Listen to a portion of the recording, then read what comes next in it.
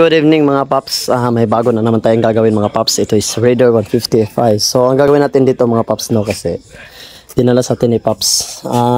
Ipare-reconstruct niya yung natawag dito MDL. So yun din yung mga paps. So nakabit na nila yan mga paps. So ang gagawin na namin mga paps is papalitan namin yung fuse box.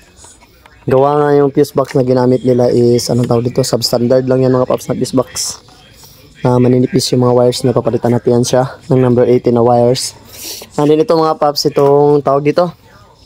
And then plastic kasi yung ginamit nila na switch mga paps, kaya nasira yung handle niya, nabiyak na siya. And then maluwag na rin siya.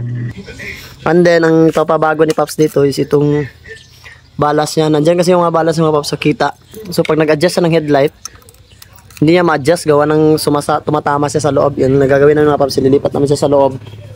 And papalitan namin yung switch. Ito yung switch na gagamitin namin mga paps. So ito plastic. So ito bakal na yung ipapalit namin mga paps. And then ang balas, ililipat natin siya dito sa bandang ilalim niya. Kung aabot siya dito, dito banda natin siya ilagay. Kung hindi siya aabot, dyan lang natin siya ilalagay mga paps. So let's go no, let's go. Tanggalin natin yung mga cover. So yun mga paps, nakabit na namin siya mga paps. So ito na yung switch na ilagay natin no. So yung DL0 pots.